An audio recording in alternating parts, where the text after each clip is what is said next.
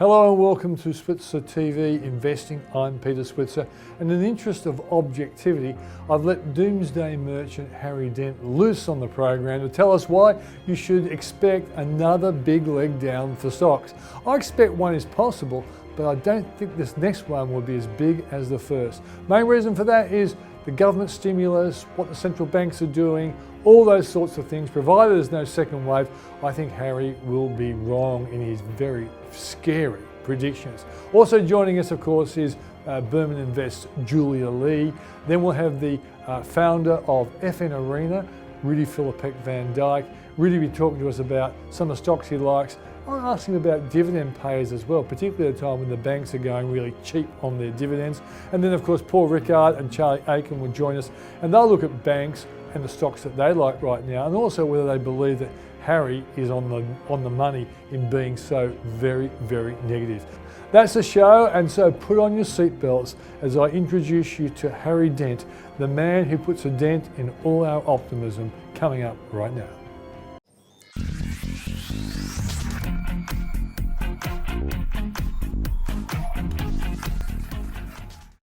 Well, I'm talking to the renowned doomsday merchant and economist, Harry Dent, who I've talked to many years in the past, and he joins us from, well, he can tell us where he comes from. I think it's San Juan, but he will tell us where he actually is. But I do want to know, given the fact that he has been expecting a major market problem for quite some time, if he thinks there's going to be a second leg down, and we'll get a whole lot of other takes from Harry as well. Harry, thanks for joining us. Yeah, nice to be back, Peter. Hey, I've been bullish most of my career. I've only been bearish in the last several years because we've got this giant debt bubble, and then when that started to fail in the GFC, they, printed $20 trillion to create a giant financial asset bubble, and now that's being interrupted by the virus. Yeah.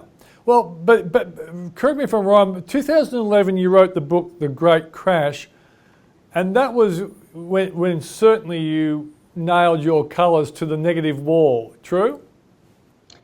Yeah, I started to. We backed off of that. Because that's when, we had the first crash and then, all the stimulus. So, of course, this will bring us out for a couple years, but we didn't expect $20 trillion worth.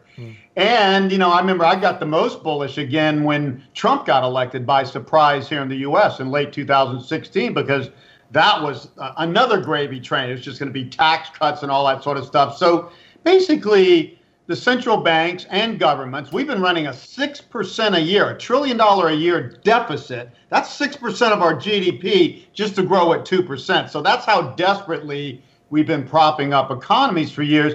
But, it always takes some sort of trigger to interrupt that. And this virus, the virus is not the main reason we're going to be in a deeper downturn a year from now. It's just a trigger that helps expose how weak the economy already is, especially in the United States and Europe, and especially in China, your big neighbor. Well, I've got to say, Harry, I know you're a very fair man, and this pandemic has made you get right earlier than I think you would have been. No, that is not true. In my newsletter, I've done a lot of interviews lately. We were calling for it between March and May. We said we were in the final orgasmic phase with the repo crisis, and it hit about a couple of weeks early, but we were calling for it in early 2020, in late 2019. I was very clear on that, so don't get me wrong there. People misquote me a lot, okay? No, what I'm saying is this, that I even thought, I was telling my financial planning clients that we're going to go defensive from March to May. But it was the pandemic has actually made it a little bit harder than I expected. And in a sense, you have been on a crash is coming for genuine reasons. Debt was out of control, and it eventually was going to come back to bite us. But I thought we might have a few more months up our sleeve. But the pandemic clearly has underlined our structural problems. So let's get to the big issue, because people watching this might say, oh great, Harry's got it right now. But what's going to happen going forward? Do you expect another leg down worse than the first one we got in late February, early March? Yeah, Peter, this is the typical pattern of all major bubbles and bursts, whether it be 29 to 32 or the first tech bubble burst from 2000 to 2002, you get a first sudden crash. And I was predicting this when I said this last year. The first crash will be about 40% in 2.5 or less months. It'll be sudden and it'll be hard. And then you get a lot of government stimulus and reaction, and you get a 4 to 5 month rebound. We're in that phase. And that's good news, because a lot of people who miss this, I mean, particularly the tech stocks, have come back almost all the way. I think we're going to be back and forth for in the summer. And I think we're headed down now for a while, but not new lows. And what happens is, just when people think we're coming out of it, maybe late summer, early fall, particularly with the election in the U.S., and there's going to be a lot of hype and extra stimulus around that, Donald J. Trump. And then you go into the second phase, which takes a little over 2 years, like it did from early 1930 into mid 32, and it did from mid 2000 into late 2002. You get a longer downturn, and that's when debt deleverages and these bubbles continue to burst. And Peter, what happens, and people don't understand this, most of the wealth is in people's brokerage accounts, not even in the bank accounts and savings accounts. Money gets destroyed, and you get a deflationary crisis, not inflation, with all this money printing that everybody's expecting. And it's the worst downturns, because that's when you get bank failures, high unemployment and stuff. Now we're seeing a mini version of that right now, and not like 29 or 30 where it took a while to build. This is sudden. The virus shuts everything, like the hurricane shut down Puerto Rico a couple of years ago. So, but the pattern's the same. First crash, rebound for several months, and that gives people time to prepare. But most people will say, oh, it's over. I'm saying it won't be over. I'm saying no matter how much stimulus, and there's a lot, we will not come out of this first crash, because the economy is so weak from so much debt and being stretched so far from so long for so much free money. Just that simple. You don't get something for nothing last time I looked, Peter. Yeah, it's true. But you're old enough and I'm old enough to remember just about every government response to a serious crash. We're talking 87, we're talking the dot-com crash over in the US, and of course GFC. In all cases, the governments and the central banks were hopelessly slow reacting, Harry, and you would know that this response has been unbelievably fast. Could that actually mean that that's the curveball that changes the narrative that people like you and I have been used to in the past? This fast reaction as opposed to a slow, like remember in America, they didn't really start spending until early 2009. Yeah. Now you got to read it. This is different. Before, when the last time like this, a big bubble and a big burst came, we came straight out of the first bubble into a very steep crash, and governments there didn't really react at all except for cutting interest rates. So it just happened. We've already had the first big crash in the GFC in 2008 and 9. And then there was a lot of stimulus, and we were living off stimulus. I mean, people don't get, we've never done this before. We lived on 11 years of straight stimulus. Giant deficits in Europe and the United States, giant money printing, cumulatively 16 trillion up to recently. Now it's over 20 trillion because they've already printed here. What they're doing now, Peter, is they're doing everything right up the front loaded. Interest rates are already zero and negative in some places. They've already pledged to infinite money printing and a $5 trillion repo line at the banks. They've done everything at the beginning. So what are they going to do down the line? And I'll tell you, because we went through this hurricane in Puerto Rico where we were dead for 3 months. And the economy's just going to be dead for the next few months. Everybody agrees with that. Airlines are down 95%, hotels 90%, cruise ships 85%, on and on and on. You don't just come out of that. And a lot of businesses that are already marginal or too much in debt, and everybody's too much in debt these days, the most in all of history by far, by any measure. So a lot of businesses just go under and don't come back. In Puerto Rico, again, with the same hurricane analogy, we were out for 3 months, and then when we came back, it was slow at first, and 20% of the small businesses, never came back, nor the jobs. So that's the problem here. Yep. So, Harry, they've already stretched it. Yeah. So they can react all they want. You're pushing on a string at this point. Yeah. So, Harry, at this time of an economic cycle after a crash, the economists start going back to their alphabet soups with, V shapes, U shapes, L shapes, W shapes. We even got the swoosh from Nike shape. What are you expecting? Yeah, I am expecting the same thing happen in the early 30s and in the early 2000s when the tech bubble, except for the tech bubble just caused a recession, nothing like a deep depression. We were not in debt at that time.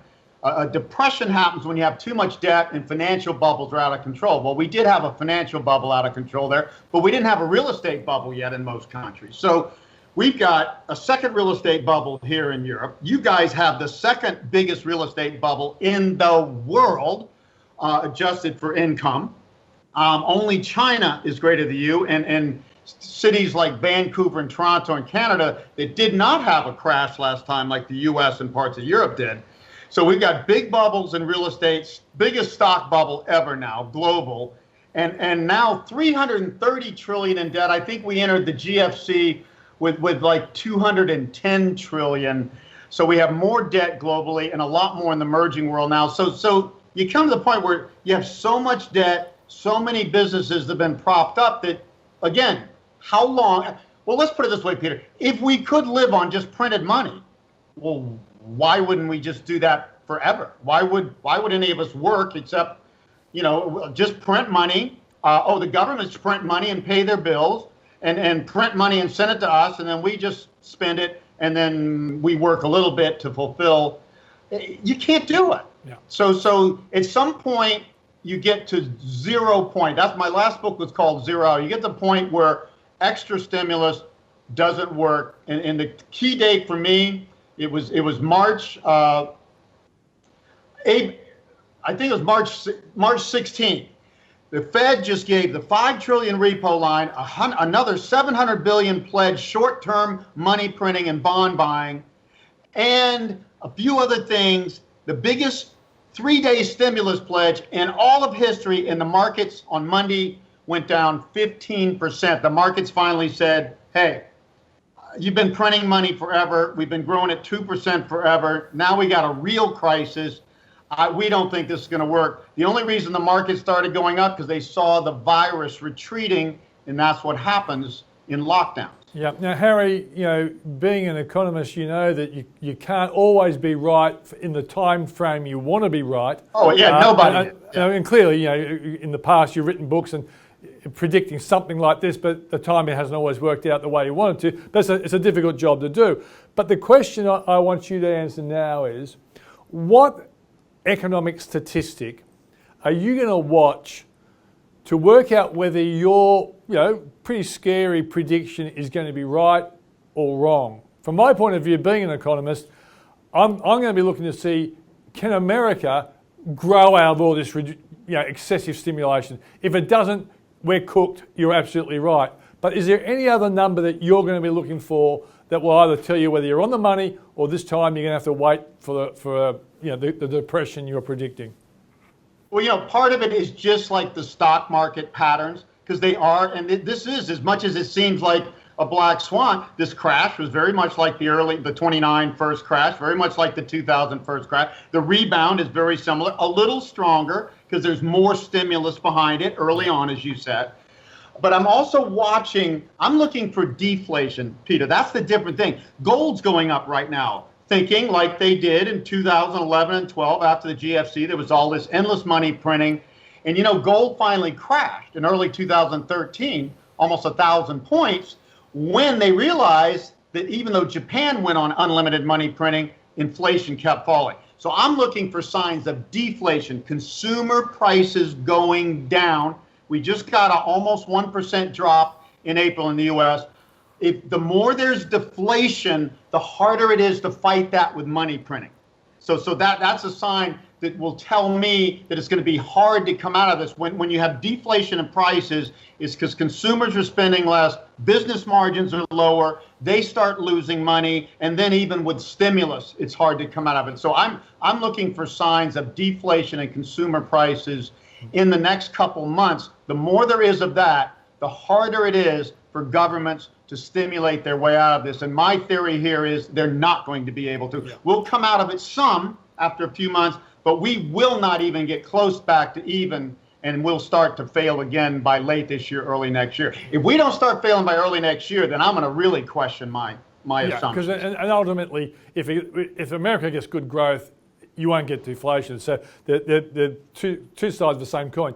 All right, Harry, let's go to the next one. You did, but they printed a lot of money here. No. Normally, common sense person saying, "Oh, we're going to have inflation." No, we are not going to get substantial inflation, and we haven't after 11 years of unprecedented money printing, $20 trillion, and we haven't gotten inflation. Yep. So we're not going to get it. You touched on the fact that Donald Trump was a game changer for you. You went positive after Trump got in.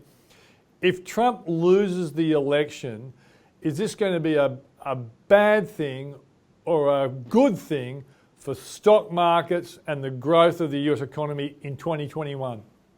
Okay. I think it's bad either way, but it's worse if he loses. He is pro-business, pro-stimulus. I mean, he came in criticizing the big, fat, ugly bubble, and as soon as he got elected, he is the biggest bubble cheerleader in all of history. He doesn't want any negative talk, no talk about the virus, get back to work, all this stuff. And he's been running huge deficits. Now, but if he doesn't win, John Thomas is somebody I've spoken with in Australia a lot. And he in his newsletter, he's in Silicon Valley.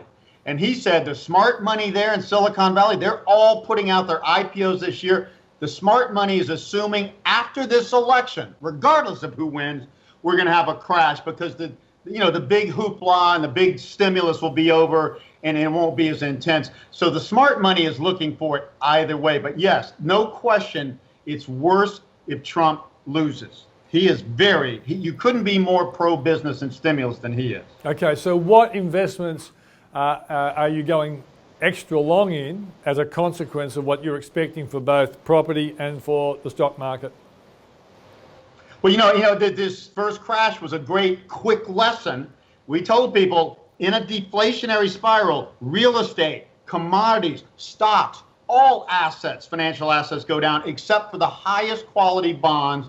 So long-term Treasury, U.S. Treasury bonds, 10 and 30-year bonds. The Australian government bonds are very sound. You have the lowest government debt in the world of any major developed country. Those sort of bonds do well. Normally, Peter, AAA, very high-rated corporate bonds will hold their value and go up. See, because lower interest rates are good for bonds. The problem with bonds, if you have a deep downturn, then there's a lot of defaults. So the corporate bonds, particularly, and the weaker government bonds don't do well. Well, this time, the Treasury bonds went up 24%, U.S. Treasuries, while stocks went down 35 to 40%. Great. Gold went, as it usually does, up in the early stage of the crash and then went down 10 or 12%. So it didn't protect your money, although a lot better than other things. And so stocks went down the worst. And guess what went down the worst, which I was telling Bitcoin people before. Bitcoin is the epitome of this whole bubble, just like the internet stocks were in the late stages of the tech bubble in 99, 2000. Bitcoin went down the most. So really only high quality bonds, cash does well because it preserves your money, but a high quality bond gets a deflation dividend. But for yields going down, you lock in a 30-year Treasury bond here in the United States at recently 1.4% and it drops to 0.7%, the bond's going to go up 20, 30% in value, even though it's a very safe investment. So that's the best place to be, high quality bonds. They did the best in the crash. So when we get, right now I'm telling people, if you're still in stocks, hold on, they're probably going to go higher. The tech stocks may make a new high.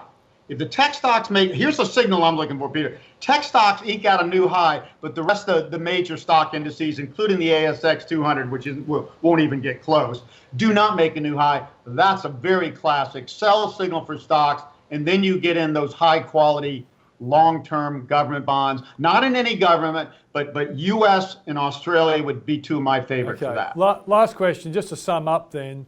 We've seen a big crash down of the stock market. Are you expecting the next leg down to be worse than the first, or just? Yeah, absolutely. Okay. Absolutely. I tell you, you would not believe, Peter. I've looked at every major bubble and crash in history. Every one. We didn't have stocks before the late 1700s, okay, except for a few in 1720 that all crashed together. Every one, it has a similar pattern. They go up exponentially. They have this first crash. The first crash, again, is usually 2 to 3 months. But the first crash, the second crash is usually double first crash and takes two plus years. So I'm expecting U.S. stocks to be down in the end, late 2022, and that's actually a forecast I've had for 20 years. The next big low in the markets long term, about 80% or more. Australian stocks probably closer to 60%. I'm expecting real estate to be down 50% in the U.S. and anywhere from 20 to 50 in Australia. This is your first real estate crash, but you are now so overvalued and your banks are so exposed. I do think that's the Achilles heel. Demographics is your strong point in Australia. Our demographics get weaker in the next few years, as does Europe and most of the developed world. So high debt, demographics continue to work against. The next crash is a lot longer and a lot deeper. That's why I'm saying this is the great opportunity. Get out on this bounce this summer. Last chance. Harry Dent, as I always say to people like you, I really hope you're wrong, but thanks for joining us. Hey, real quick, Peter, our live stream, robertandharry.com. You want to just sign up for that. It is free. We're going to have a whole array of speakers, and it couldn't be better timing and a better lineup of speakers.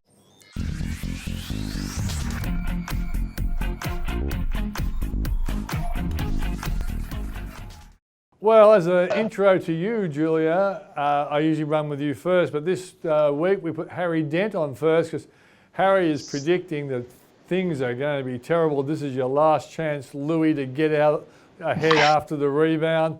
And now you've never been a great believer that this is we're going to keep going up and up. But do you think we're looking at a serious big sell-off of the magnitude of the first one, Julia? Look, I just was never a fan of the trajectory that we just see another line back up again. Usually these things take some time to work out. In the case of the global financial crisis, where the market peaked in 2007 and didn't bottom out till 2009, or even the tech wreck in the US, where we saw a peak in 2000 and the market bottomed out in 2003. Having said that, 2 or 3 years is a very long time in the markets as well. So I'm playing the short-term volatility, but protecting the downside for longer-term volatility. So look, I do have some puts in place, some long-dated cheap puts in place while the market has been rallying to offer protection against another leg down. Yeah, okay. But, you've been around for a long time and you've seen, the people who predict, Armageddon. Do you think that the level of support to the market from central banks has surprised you? I must admit, I've never seen government and central bank support for financial markets so quickly ever before. It is huge, the tide of money that's being provided by governments and central banks around the globe. I mean, just having a look at Japan, which came out with GDP numbers today, it's in a recession at the moment. And the support that's been offered during COVID-19 equates to almost 22% of GDP. I thought we were going pretty hard here in Australia with about 16% of GDP. Yep. But Japan is pretty amazing there. I guess with Japan, they have a high level of savings, which can help buffer against crisis like this. But one of the things that has provided some support to asset prices is the wave of money coming through with governments as well as central banks. At some point, earnings have to stand on their own 2 feet, and that's when the real test will be for companies, whether they can continue to see their valuations rise without earnings rising, or whether earnings are going to start to get their animal spirits going and start to see growth again. But look, I do think it's a recovery of about 2 to 3 years that we're looking at some key industries like the banking space, where it probably won't be till 2022, 2023 that we see banks get back up to those pre-COVID earning levels. But I guess at current levels, if people want to take a 3 or 4 year view, banks could be a reasonable investment for the long-term player. You're absolutely right. Look, there's probably some hard times ahead, especially given that the mortgage holidays were about 6 months. So in 6 months' time, there's probably going to be a crunch time. But what I try and do when I'm looking at a volatile environment is try to imagine myself in 2 or 3 years' time and wondered back at what I wish I would have done in terms of the market and what type of stocks I would have bought. And that helps to clear my mind of the shorter term volatility. Also, when I'm looking at the market, I look at my short term bucket, my medium term bucket, and my long term bucket. So I'm obviously adding to my long term bucket, given that some stocks have been way oversold and are looking so cheap, but also I'm trading the shorter term volatility, given that we're seeing some huge moves as well. You're so philosophical when it comes to share playing, Julia. I love I it. live in awe of your philosophy. All right, let's move into a couple of things. At our last webinar, we got a question around St. Barbara versus Resolution Mining. And I said to the guy in question, I know that Julia really likes Resolution, but I get you to comment on St. Barbara. Sure. I mean, my gold stocks have been doing very well. I mean, Evolution Mining is up 20% in the past 2 weeks. So that's been doing extremely well. But all the gold miners have, because we have seen the gold price rallying very hard on the back of all this stimulus that we are seeing coming through, and also probably the continued stimulus that's likely from large economies like the US. Not only that, if we have a look at the global financial crisis, the global financial crisis was really in 2008, 2009.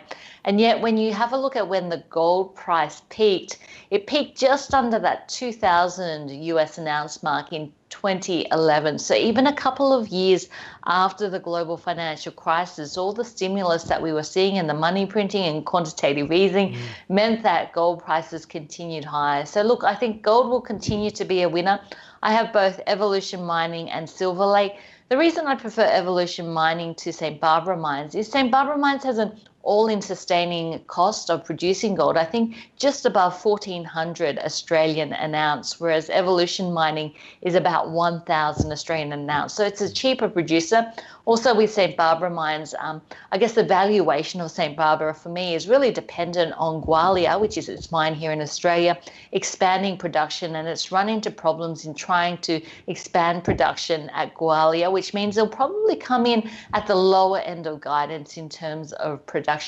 I like Silver Lake because in March it came up with an upgrade to production, so that's really nice to see in an environment where gold prices are rising and then production forecasts are also rising. And I should say, I said resolution, I meant evolution. That was what you might call a malapropism, if people know what a malapropism is. Now, one final thing, Julia, I always keep coming back to EML for you because a lot of the people at the webinar were interested in it as well. Let's just sum up your position on EML. It's been running so hard. If you're trying to catch it right now, it definitely is one of those post-COVID trades which have been really popular, and that's because going into the Christmas season, I suppose retail is going to be very important, and EML is in the area of prepaid cards or gift cards, but also in the area of casinos with cards as well.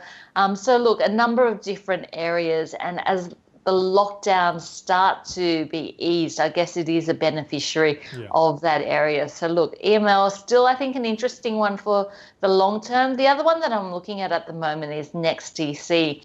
They've done a capital raising in order to look at another data center.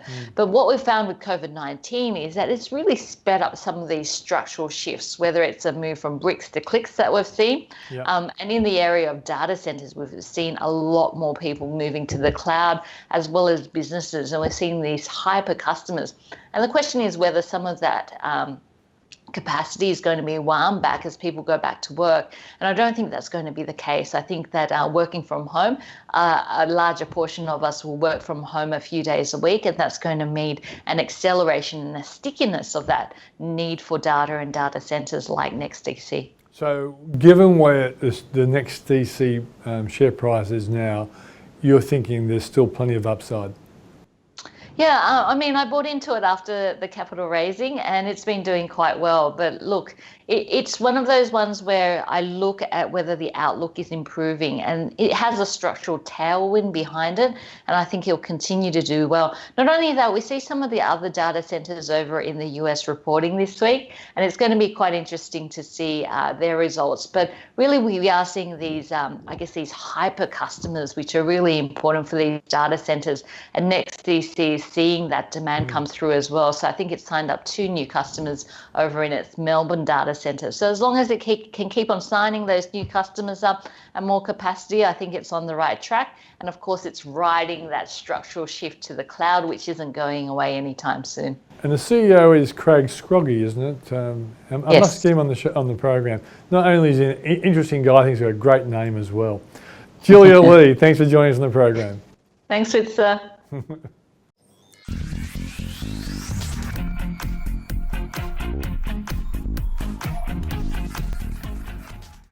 Joining me now is the founder of FN Arena, Rudy Philippek van Dijk. And over the years, Rudy and I have discussed the illustrious Harry Dent. And Harry, of course, was on earlier in the show. First of all, Rudy, thanks for joining us. Let me kick off by asking you, are you a Harry Dent fan in his Armageddon scenario?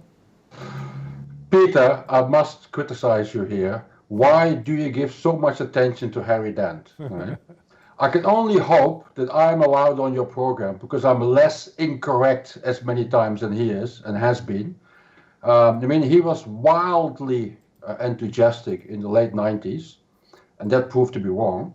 And then after that, he went wildly bearish. And let's be honest, I mean, apart from the occasional bear market this market runs into, he's been incorrect ever since.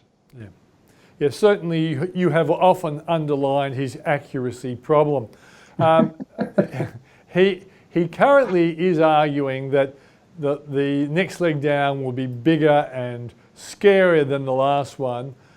What do you think? Do you think a second leg down is likely, and if so, will it be of the same or lesser magnitude or even greater? It depends what is the origin, what's the source, but I would argue at this point in time, I mean, I can see the dangers. There's a lot of debt in the world. Central bankers are using their balance sheet to prop up economies and financial system. I can see all that, but it would appear at this point in time that the central bankers, including the Federal Reserve, have managed to calm down a lot of the risks that were hanging over this market earlier this year. And at this point in time, unless we get something from left field, at the moment, I don't see it. Yep.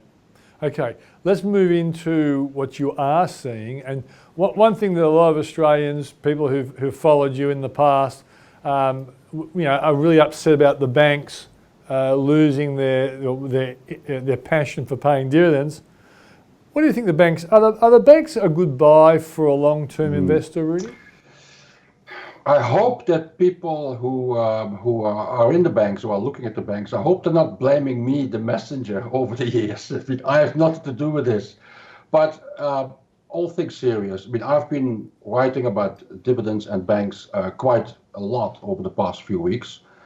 I think people have to realize that while they are now missing out on their dividends, and they will miss out, I mean, the deferred dividends are probably just not going to come back anytime soon.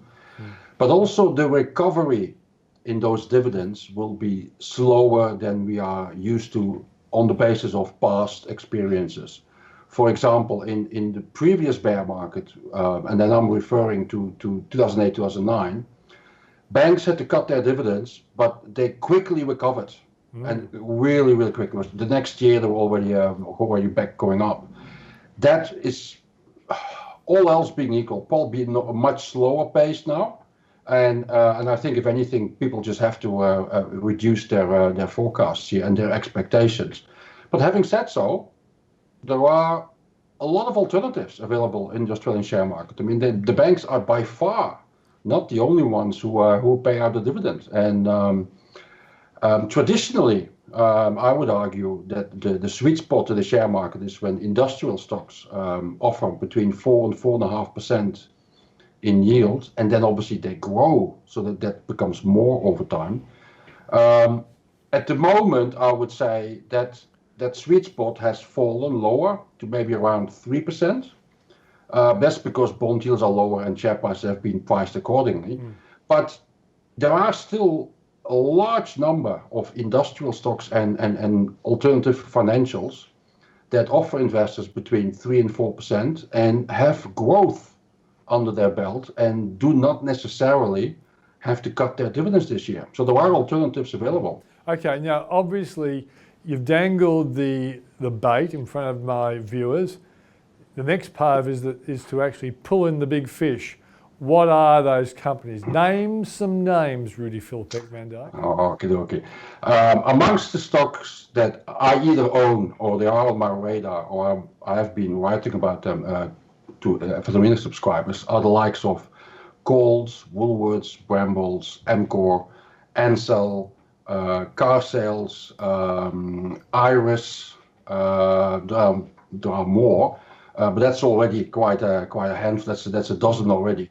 All of those industrials will offer you between around 3-ish%, sometimes a little bit more, sometimes a little bit less, but none of them is probably likely to cut their dividends this year, and they're more likely to grow their dividends over the years ahead, which means when it comes to sustainable dividends with a favorable balance between risk and opportunity, these are probably in the sweet spot in the market.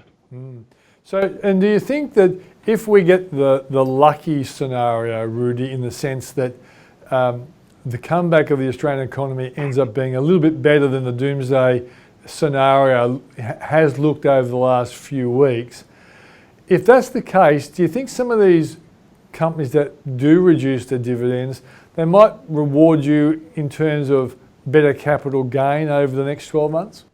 Oh, it's well possible. I mean, the irony for a sector like the banks is that I call it, you can manufacture growth by first cutting your dividend really, really hard. And then, of course, by default, it becomes easier to start growing your dividends in the subsequent years. Yeah. And if the share market, for example, if the share market in a year's time or in 2 years' time has a positive view and has a positive sentiment ruling the market, then the fact that the banks by then will be likely be growing their dividends might be taken as a positive, even though they will come from a lower level, but the share market doesn't necessarily care about these things. They just look forward. And so the irony is, bad news this year might actually provide for good news either next year or the year after. That's unfortunately how the share market works. Or maybe not unfortunately, maybe luckily. Yeah. That's your take on dividends. Let me just run through some companies in the past that have been, you know, the Rudy Philippek Van Dyke destroyers, ones you really like and have done well. I guess Invocare was one of your favourites. How's it going? It was. How's it going? No, Invocare. This is the thing. I mean, there's no such thing as a 100% reliability. Things change, right? And unfortunately, Invocare was for a very long time a very solid performer. But their expansion in the US, that didn't go well. They had to retreat from that. I have to say also, the more I found out about that sector in particular in recent years, the less I actually like that sector. I mean, let's face it, if you really want to go brutal on them, people are mourning and they're trying to sell them a product, and if they can, they try to upsell them as much as possible. I like them a lot less these days, but I mean, that's the long and the short of it. Okay. Right? Because you're a car racy kind of guy, Babcock has always been a favourite of yours. What's your current position on Babcock? I still like them. I still own them. I still think there's a lot more upside for them in store. And I mean, and a similar thing can be said, for example, for a company like car sales, which also is one of those sustainable, attractive dividend providers in the share market as well.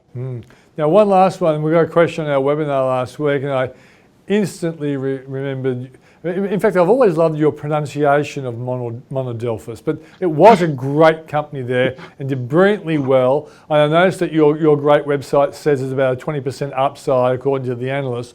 But what's your view on Monadelphous, Rudy, at this point in time? Monadelphous is one of those questions that you have between, like, are you going to buy a fantastic house in a street or in a neighborhood that doesn't look that well? And that's the decision you have to make as an investor. See, I've over time decided that the sector of contractors and engineers, for me, is way too volatile and way too much risk, in particular in this type of the cycle. I mean, something to point out, for example, is that the sector analysts at Bell Potter have now been warning their clientele since February that this sector is prone for a lot of disappointment this year. So their advice is be extra careful if you buy any of the companies in that sector. And I would assume that Monadelphous would be amongst the few that probably stand out with less risk and less risk for disappointment, I think. Okay. Rudy Philippek van Dijk, it's always great to tap that wonderful 24/7 stock market brain of yours. Thanks for joining us. My pleasure, Peter.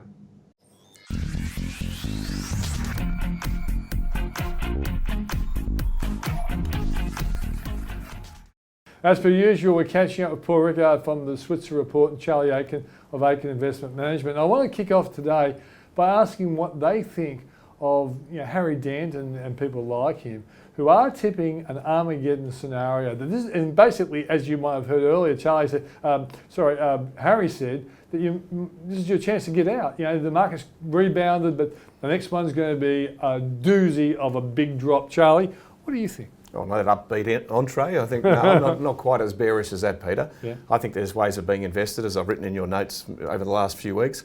If you're going to have Armageddon, I think we just had Armageddon. If you look back in March, that's as close to Armageddon as I've seen in the market in a long time. Yeah. But I think there's a balance in all this. I think that I think there is opportunity. I think central banks have acted with massive firepower. Governments have acted very quickly. And the world is slowly reopening, albeit the biggest problem we've got, as we all know, is unemployment and the rate of those people getting re-employed. So no, I don't believe in Armageddon. I think there's selective opportunity in this. But I think, as we've also discussed, that the strength of a handful of big US tech stocks is making the US market look better than it is. Yeah, because we're still in bear territory. Correct. We're back down 23% or something like that. Where the Americans are like the last one, 15% down. If you look at the Nasdaq, the Nasdaq's up, so that's a handful of big tech stocks. That's fantastic. But if you look at the Russell 3000, all the small cap stocks, that's down about 30. Yeah. So I think. Now I'm not in the world's about to end camp. I think there's opportunity in this, and that's what we keep looking for. Paul. Yeah, look, I agree with Charlie in this one. I think there's a couple of things I'd say to Harry. He's got an interesting point of view, Peter. I always find what he has to say really interesting. Yeah. I usually disagree. Yeah. And what I've learned about these guys is that there's a lot more to be had about preaching doom and gloom than there is about preaching if you want to upside. sell books, for sure. If you want to sell books. So, look, I'm not slapping that at Harry per se, but we wouldn't probably be talking to him if he was talking about how all the markets were going to go up. I think also, as Charlie points out, the other thing is that I think we've had the move down.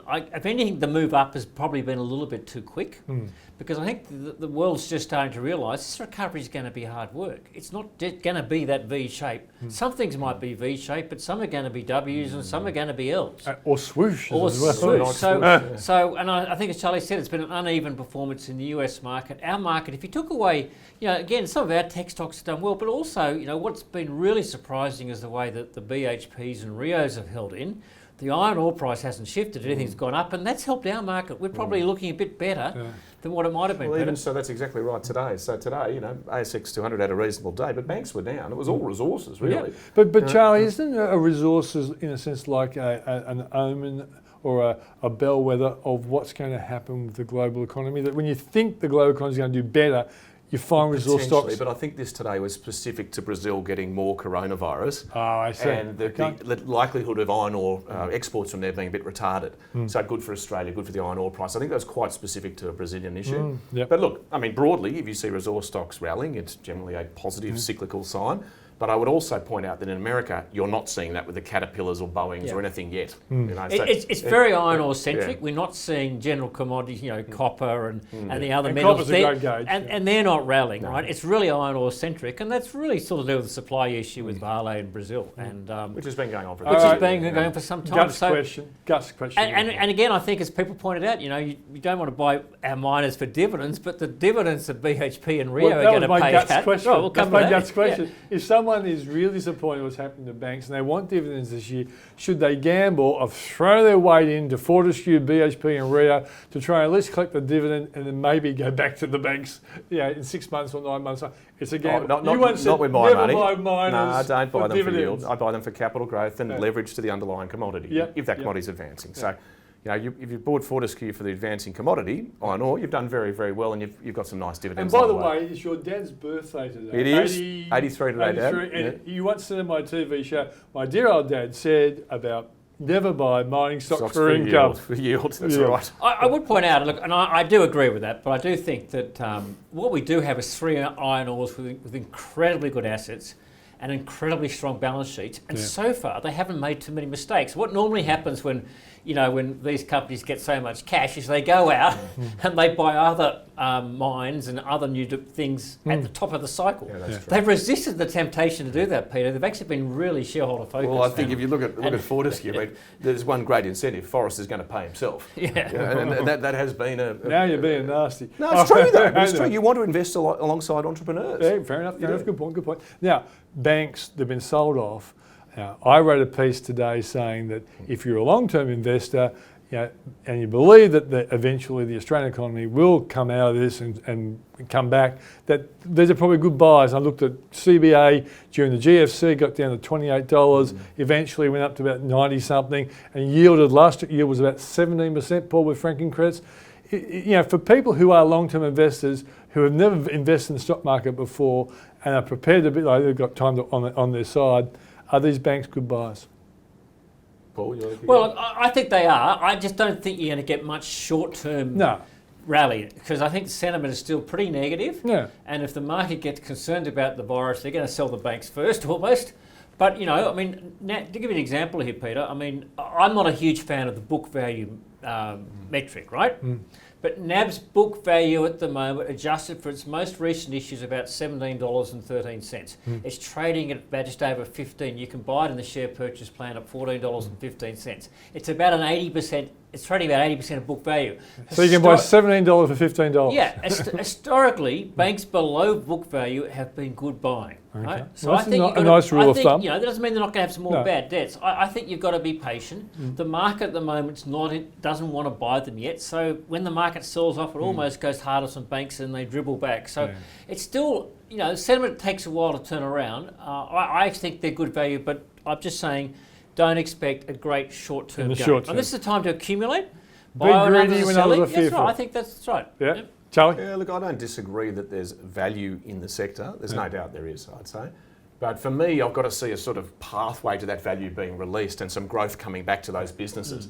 The moment we're seeing Commonwealth Bank sell assets to try and shore up its balance sheet, things like this, we're still in a bit of a scramble now. And look, but I don't doubt that if 5 years from now you believe in the Australian economy being back to normal and unemployment being down, yes, those share prices, they will look, in hindsight, good buying. Yeah. But I think I'm with Paul, you're going to have there's going to be plenty of down days and plenty more little hurdles in this event, I'd suspect, and I think you've got time. Okay, and then the beauty of the old days was that the dividend was stronger. Even when they cut the dividend, it was still much stronger than it's going to be in the next year or so. Yeah, and one other thing, I think this will help banks. One of the positives that will come out of this, if anything, it's going to make life for some of the fintechs just a little bit harder, right? Prices have come down for some of those companies. There's going to be some opportunities for banks to pick up technology. There's still going to be a lot of pressure. They've learnt that they've got all these branches that are sitting there largely idle and businesses carrying on. There's still a huge opportunity for banks to actually do something on their cost base, right? And so they can actually, despite being pretty growthless at the moment, there's still an upside. But it's just going to take a little while, and the good ones will get focused on. Okay. The main thing is, though, the main thing in the very short term, I agree with that. There's a cost out story potentially. I don't even know why they have branches, but it's to me, it's all about unemployment. We've got to see that unemployment rate start coming down for banks to perform. It's as simple as that. 80% of their business is mortgage lending. Yeah, and my argument is based on that this comeback we better than the Doomsday merchants are predicting. One last thing, Charlie, a foreign stock, a US stock that you haven't told us before, that you're keeping an eye on, or you've recently bought? Well, thankfully, you gave me a bit of warning on this one this morning rather than right now. Well, it's been really interesting for us because of the nature of this close down globally. Businesses that service cafes, restaurants, pubs, etc., which are usually consumer staples business, have been really hard hit because they're trading like consumer discretionary stocks. So one that we've recently added to is actually the Coca-Cola company in North America. The syrup owner, because they have been Warren Buffett's favourite or second favourite. He has about 10%, doesn't he? Isn't his recent show? He had a can of Coke. Did he drink it? He may have. It sat there probably the whole time. I know, I think there was millions of views, right? Yeah, there was one time. But if you when think he- about it, Coca-Cola and other stocks like that have been disproportionately hit by on-premise restaurants and on-premise and restaurants being shut. Yeah. I think as that slowly opens with 10 people, 20 people in a restaurant, I think Coca-Cola is a good business, is taking market share, has got great margins and will be around, and also has leverage to healthier drinks like water and sports drinks, which have got a bit of a growth angle. So that's one I've been nibbling at. Okay, Paul, anyone you recently thought? Zero reported last week. The market sold off on it. I thought Zero's report was okay. It's actually back in earnings. It's actually, it's still getting pretty good at growth. There's still tailwind supporting that sector. I think that one of the things we've learnt out of the whole COVID-19 thing is that digital companies are just going to excel because everything's going digital. They've got a great product that's used in 3 continents, and there are a lot of tailwinds to support that. So I think that's still got a great growth story. It is back up near $80, Peter. But it's a great stock for your portfolio for the long term, I think. Okay, stuff. So it's Paul Rickard from the Switzer Report and Charlie Aiken from Aiken Investment Management, who also writes on the Switzer Report as well. That's the show, but before we go, I've got something I want to share with you. And before we go, I'd like to tell you about the Switzer Fear, Greed and Hope Survey, which is a quarterly gauge of how Australians are feeling about stocks, property and the economy right now. We want to know your opinions along with your hopes and fears for the future and how these have changed since our last survey 3 months ago. Just head to switzer.com.au/surveytv to complete the survey now. It only takes 2 minutes and you can enter the draw to win a signed copy of my book, Join the Rich Club. That's the Fear, Greed and Hope Survey at switzer.com.au/surveytv.